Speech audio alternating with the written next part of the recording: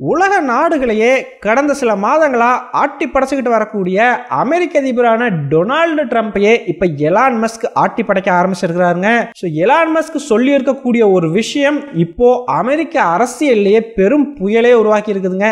எந்த அளவுக்கு அப்படின்னா ட்ரம்பினுடைய ஆட்சிக்கே அது பேராபத்தாக மாறலாம். இந்த வீடியோல நம்ம என்ன பார்க்க போறோம் அப்படின்னா ட்ரம்பை பத்தி எலான் மஸ்க் சொன்ன அந்த ஒரு விஷயம் என்ன, எதனால அது அமெரிக்க அரசியல்லே ஒரு மிகப்பெரிய பிரளயத்தை ஏற்படுத்தி இருக்குது அப்படிங்கிறத பார்க்க போறோம். கூடவே அமெரிக்க அதிபரான டொனால்டு ட்ரம்புக்கும் எலான் மஸ்குக்கும் இடையில இருந்த உறவு இப்படி திடீர்னு மிகப்பெரிய விரிசல் அடைகிறதுக்கான காரணம் என்ன அப்படிங்கிறதையும் ரொம்பவே டீடைலா இந்த ஒரு வீடியோல பார்த்தலாம். வீடியோவை லைக் பண்ணிக்கோங்க, சேனலை சப்ஸ்கிரைப் பண்ணிக்கோங்க. வாங்க வீடியோக்குள்ள போயிடலாம். அறிவோம் தெளிவோம் உறவுகளுக்கு அன்பான வணக்கங்கள்.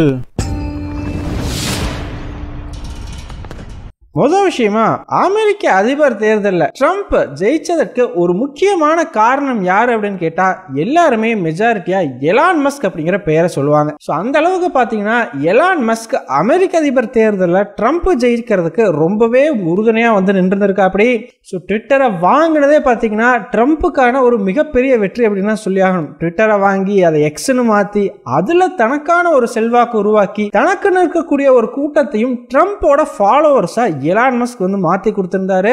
இதன் விளைவா பல மேடைகளிலும் ட்ரம்ப் கூட போய் நின்று ட்ரம்பை ஜெயிக்க வச்சதுல ஒரு பெரிய பங்கு அப்படிங்கிறது எலான் மஸ்க்கு இருக்குது அப்படிங்கிறத மறுக்கிறதுக்கு வாய்ப்பே இல்லை. அப்படிப்பட்ட மஸ்குக்கும் ட்ரம்புக்கும் பாத்தீங்கன்னா இப்போ மோதல் அப்படிங்கிறது வெடிச்சிருக்குதுங்க. யாருமே வந்து எக்ஸ்பெக்ட் பண்ணியிருக்க மாட்டாங்க. அந்த அளவுக்கு நாங்க ரெண்டு பேரும் நெருங்கி நண்பர்கள், ரொம்ப பெரிய பிரதர்ஸ் மாதிரி அப்படிங்கிற மாதிரி ரெண்டு பேரும் பாத்தீங்கன்னா ரொம்ப நெருக்கமா தான் இருந்தாங்க. ஆனா அவர்களுக்குள்ளேயே இப்போ ஒரு மிகப்பெரிய போட்டி அப்படிங்கிறது வெடிச்சிருக்குது. இது அமெரிக்க அரசியல்ல ஒரு மிகப்பெரிய சலசலப்பை ஏற்படுத்தி இருக்குதுங்க. எந்த அளவுக்கு இவங்க ரெண்டு பேர்த்துக்கு மத்தியில மோதல் முத்தி இருக்குது அப்படின்னு பாத்தீங்கன்னா எலான் மஸ்க் ட்ரம்பை இம்பீச் பண்ணணும், அவரை பதவியை விட்டு தூக்கணும், அந்த பதவிக்கு இப்போ வைஸ் பிரசிடென்டா இருக்கக்கூடிய ஜேடி வான்ஸை வந்து உட்கார வைக்கணும் அப்படின்னு சொல்ற அளவுக்கு ரெண்டு பேர்த்துக்கும் மோதல் அப்படிங்கிறது ஏற்பட்டிருக்குது. இந்த மோதலுக்கு பின்னாடி இருக்கக்கூடிய காரணம் என்ன அப்படின்னு கேட்டீங்கன்னா ஒரே ஒரு சட்டம்ங்க, சிம்பிளான ஒரு டாக்ஸ் பில்லு தான் காரணம். அந்த டாக்ஸ் பில்லை ட்ரம்ப் பெரிய அளவுக்கு ஆதரிக்கிறாரு, மறுபக்கம் எலான் மஸ்க் பாத்தீங்கன்னா அதை மிகப்பெரிய அளவுக்கு எதிர்க்க ஆரம்பிச்சிருக்கிறார். அது என்ன டாக்ஸ் பில் அப்படின்னு பாத்தீங்கன்னா அமெரிக்காவில் வந்து டாக்ஸ் ரேட் அப்படிங்கிறது ரொம்பவே ஜாஸ்தி அப்படிங்கிறது எல்லாருக்குமே தெரிஞ்ச ஒரு விஷயம் தான். அங்க இருக்கக்கூடிய சாதாரண நபர்கள் கூட அதிக அளவுக்கு டாக்ஸ் அப்படிங்கிறது அவர்களுடைய வருவாயிலிருந்து கொடுக்கிற மாதிரி தான் வந்து இருக்கும். இப்ப ட்ரம்ப் என்ன பண்ணிருக்காரு அப்படின்னு பாத்தீங்கன்னா 2017ஆம் ஆண்டு அவர் ஆட்சியில் இருந்த பொழுதே ஒரு டாக்ஸ் கட் பில் அப்படிங்கிறத கொண்டு வந்திருந்தாங்க. அதாவது இந்த வரி குறைப்பு அப்படிங்கிறத அமல்படுத்தி இருந்தார். இப்ப மீண்டும் அதே டாக்ஸ் கட் பில் அப்படிங்கறத அவர் இன்ட்ரோடியூஸ் பண்ணியிருக்கிறாரு. ஏன்பா வரியை குறைச்சா நல்லது தானே, அது ஒரு நாட்டுக்கு ஒரு நல்ல விஷயம் தானே, மக்களுக்கு வரிச்சுமை குறையும் இல்லை அப்படின்னு கேட்டீங்கன்னா ஆக்சுவலா மக்களுக்கு வரிச்சுமை குறையுங்க, ஆனா அரசாங்கத்துக்கான கடன் சுமை அப்படிங்கிறது அதிகமாயிரும். நம்ம எல்லாத்துக்குமே தெரியும் அமெரிக்க அரசாங்கத்தினுடைய கடன் சுமை அப்படிங்கிறது எவரெஸ்ட் மலையை விட ரொம்ப வந்து பெருசா போயிட்டு இருக்குதுன்னு தான் சொல்லி ஆகணும். கிட்டத்தட்ட $36 டிரில்லியன் அளவுக்கு ஆல்ரெடி அவங்க மிகப்பெரிய கடன்ல இருக்கிறாங்க. இந்த மாதிரி ஒரு சூழ்நிலையில ட்ரம்ப் இந்த மாதிரி டாக்ஸ் கட் அறிவிக்கிறதுனால பாத்தீங்கன்னா இன்னுமே $5 டிரில்லியன் வரைக்கும் இந்த கடன் சுமை அதிகரிக்கும் அப்படின்ற மாதிரி சொல்றாங்க.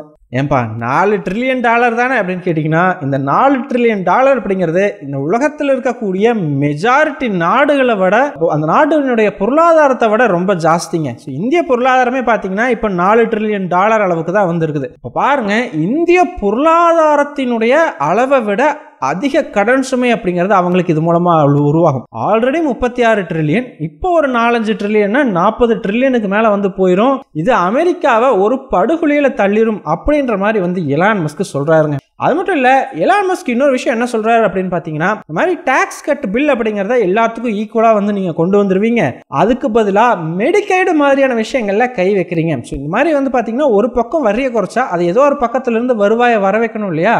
அதுக்கு ட்ரம்ப் வந்து இந்த மெடிக்கைடு அப்படிங்கறத கட் பண்ண போறதா வந்து தகவல்கள் வெளியாகி இருக்குதுங்க. அது என்ன மெடிக்கைடு அப்படின்னு பாத்தீங்கன்னா அமெரிக்காவில் நார்மலாகவே ஹாஸ்பிட்டல் செலவு அப்படிங்கிறது ரொம்ப ஜாஸ்தி. இதை பார்த்துட்டு இருக்கிற நிறைய பேர் ஏன்பா இந்தியாவோட ஜாஸ்தியா, சும்மா போனாலே 10,000 ரூபா வாங்கிடுறாங்க அப்படின்ற மாதிரி நினைக்கலாம். ஆனால் அமெரிக்காவில் பார்த்தீங்கன்னா இந்தியாவை விட பல மடங்கு, கிட்டத்தட்ட 50 to 100 மடங்குக்கு மேல வந்து இந்த ஹாஸ்பிட்டல் செலவு அப்படிங்கிறது வருங்க. இந்தியாவில் ஒரு நார்மலான இசிஜி எடுத்து பார்க்கணும் அப்படின்னா 1000-1500 முடியும் அப்படின்னா, அதே அமெரிக்காவில் வந்து அதெல்லாம் ஒரு பெரிய அமௌண்ட்டை வந்து முன்னாடி வைப்பாங்க. நம்ம சொத்தையே வித்து தான் அங்கே வந்து மருத்துவமே பார்க்கணும். அந்த அளவுக்கு வந்து ஹாஸ்பிட்டல் செலவு அப்படிங்கிறது அங்கே ரொம்ப ஹையாக இருக்கும். இதனால தான் அமெரிக்க அரசாங்கம் பார்த்தீங்கன்னா இன்சூரன்ஸ் அப்படிங்கிறத அவங்க நாட்டு மக்களுக்கு கொடுக்குறாங்க. ஸோ இந்த மெடிக்கேடுக்கு கீழே யாரெல்லாம் இன்சூரன்ஸ் எடுத்துக்கிறாங்களோ அவங்க அந்த இன்சூரன்ஸ் மூலமாக இந்த ஒரு செலவை சமாளிச்சுக்க முடியும். ஸோ அந்த இன்சூரன்ஸுக்கு மாதம் மாதம் ஒரு குறிப்பிட்ட தொகையை வந்து அவங்க கட்டிக்கிட்டு வரணும். இப்போ ட்ரம்ப் என்ன பண்ண போறாரு அப்படின்னு பார்த்தீங்கன்னா இந்த இன்சூரன்ஸில் கை வைக்க போறாருங்க. அதனால பார்த்தீங்கன்னா சாதாரண ஏழை எளிய மக்கள்லேருந்து எல்லாருமே அமெரிக்காவில் பாதிக்கப்படுவாங்க. எல்லாத்துக்குமே ஹாஸ்பிட்டல் செலவு அப்படிங்கிறது ரொம்ப பெரிய அளவுக்கு அதிகரிக்கிறதுக்கான வாய்ப்புங்கிறது உண்டுங்க. ஹாஸ்பிட்டல் செலவு என்னப்பா பெருசா வந்துட போகுது அப்படின்னு சொல்லி நிறைய பேர் நினைக்கலாம். அப்படி நினைச்சீங்கன்னா ஜஸ்ட் அமெரிக்காவில் ஹாஸ்பிட்டல் செலவு எவ்வளோ வரும், ஒரு எம்ஆர்ஐ ஸ்கேன் எடுத்தா இந்தியாவில் எவ்வளோ வருது, அமெரிக்காவில் எவ்வளோ வருது அப்படிங்கிறத ஒரு கம்பேரிஷன் மட்டும் பண்ணி பாருங்க.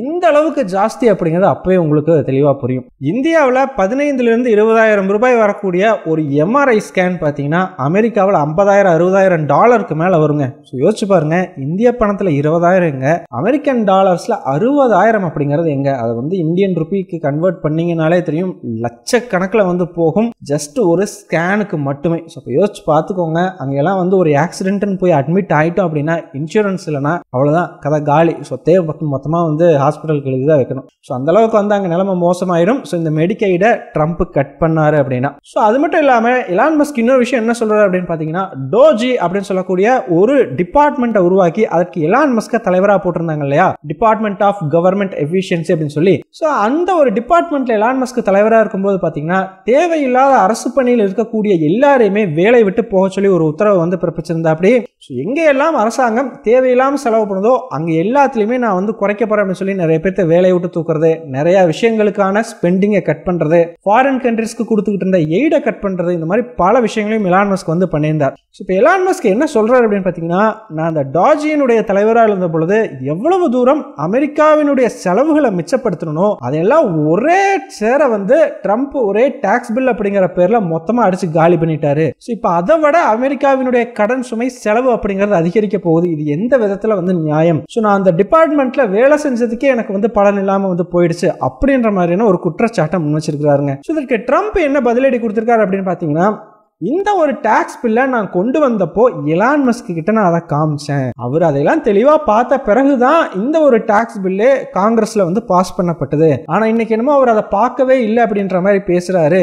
ஸோ அவரை வந்து நான் டாஜியிலேருந்து ரிமூவ் பண்ணிட்டதுனால வந்து அவர் இந்த மாதிரி எனக்கு எதிராக பேசுறார் அப்படின்ற மாதிரி ட்ரம்ப் வந்து சொல்லியிருந்தாரு. கூடவே எலான் மஸ்க்குக்கும் எனக்கும் இடையிலான உறவு சரியில்லை, அதனால எனக்கு எதிராக அவர் இந்த மாதிரியான நடவடிக்கைகளை எடுக்கிறார் அப்படின்ற மாதிரியான குற்றச்சாட்டுகளையும் முன் வச்சிருந்தா. அப்படி ஸோ இதற்கு எலான் மஸ்க் என்ன சொல்லியிருக்காரு அப்படின்னு பார்த்தீங்கன்னா, என் கண்ணிலேயே அந்த டாக்ஸ் பில்லை காட்டல, நான் ஆரம்பத்துல இருந்தே அந்த டாக்ஸ் பில்லுக்கு எதிராக தான் இருந்தேன் அப்படின்னு சொல்லியிருக்காரு. அப்படி ஆக்சுவலாக பார்த்தீங்கன்னா எலான் மஸ்க்குமே அந்த டாக்ஸ் பில் பாஸ் ஆன சமயத்தில் அதுக்கு எதிராக தான் வந்து பேசியிருந்தாரு. ரொம்ப ஸ்ட்ராங்காக பேசல அப்படின்னாலும் அதுல தனக்கு இருக்கக்கூடிய ஒரு மனக்குறை அப்படிங்கிறத வெளிப்படுத்தி இருந்தா. அப்படி என் கண்ணிலேயே அந்த டாக்ஸ் பில்லை காட்டல, அப்படியே அவங்க பாட்டுக்கு வந்து ஓவர் நைட்ல அவசரமா வந்து பாஸ் பண்ணியிருக்காங்க.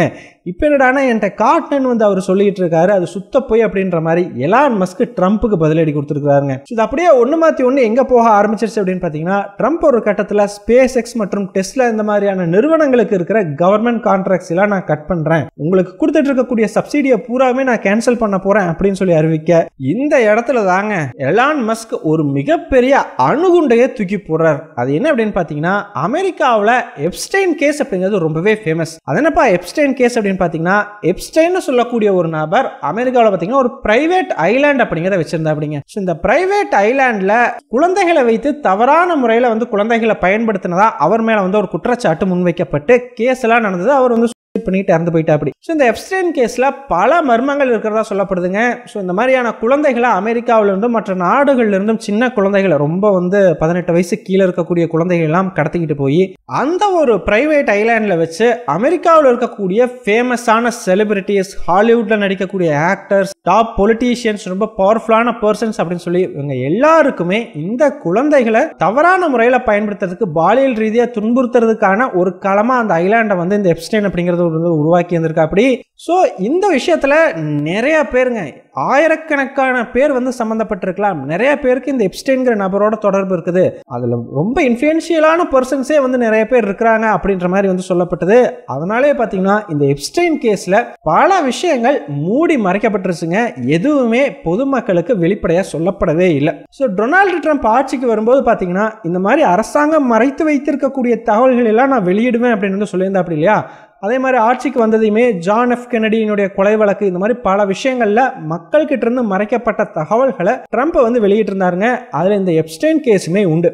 ஆனா இந்த எப்ஸ்டைன் கேஸ்ல இருந்து மட்டும் சில விஷயங்களை ட்ரம்ப் மறைச்சிட்டு தான் சொல்லப்பட்டது. ஸோ இப்போ எலான் மஸ்க் என்ன சொல்லியிருக்கிறாருன்னு பார்த்தீங்கன்னா, ட்ரம்ப் இந்த எப்ஸ்டைன் கேஸ்ல சில விஷயங்களை மறைச்சது உண்மைதான். அதுக்கு காரணம் என்ன அப்படின்னா, ட்ரம்ப்பும் இந்த எப்ஸ்டைன் கூட சம்பந்தப்பட்டிருக்கார். எப்ஸ்டைனுடைய அந்த ஒரு பிரைவேட் ஐலாண்டுக்கு ட்ரம்ப் போயிட்டு வந்திருக்கிறார் அப்படின்ற மாதிரி எலான் மஸ்க் சொல்லியிருக்காருங்க. கிட்டத்தட்ட எலான் மஸ்க் பார்த்தீங்கன்னா ட்ரம்ப்புமே அங்க போய் குழந்தைகளை தவறா பயன்படுத்தி இருக்கிறார் அப்படின்ற ஒரு குற்றச்சாட்டை முன் வச்சிருக்கா அப்படி. அது மட்டும் இல்லாம இது குறித்த உண்மைகள் கூடிய சீக்கிரம் வெளியே வரும், அது கண்டிப்பா வெளியே வந்தே தீரும் அப்படின்ற மாதிரியான ஒரு மிகப்பெரிய அணுகுண்டையும் தூக்கி போட்டிருக்காரு. இதனால பாத்தீங்கன்னா அமெரிக்க அரசியலே மிகப்பெரிய சலசலப்பு உருவாயிருக்குது. ஒருவேளை எலான் மஸ்க் சொல்ற மாதிரி ட்ரம்ப் எப்ஸ்டைன் ஐலாண்டுக்கு போனது, ஏதாவது ஒரு தவறான விஷயங்கள்ல ஈடுபட்டது மாதிரியான தகுந்த ஆதாரங்கள் மட்டும் வெளியே வந்துச்சு அப்படின்னா ட்ரம்பினுடைய அரசாங்கமே காலிங்க. யோசிச்சு பாருங்க, இந்த மாதிரி விஷயத்துல ஒரு நாட்டினுடைய அதிபர் ஈடுபட்டிருக்காரு அப்படின்னா அதை விட மோசம் வேற எதுவுமே கிடையாது இல்லையா.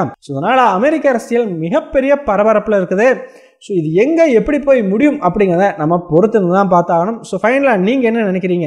அமெரிக்க அதிபரினுடைய பதவியிலிருந்து ட்ரம்ப் நீக்கப்பட வேண்டுமா, அவரை நீக்க முடியுமா? உங்களுடைய கருத்துக்கள் என்ன அப்படிங்கிறத மறக்காம கமெண்ட்ஸ் சொல்லுங்க. நன்றி.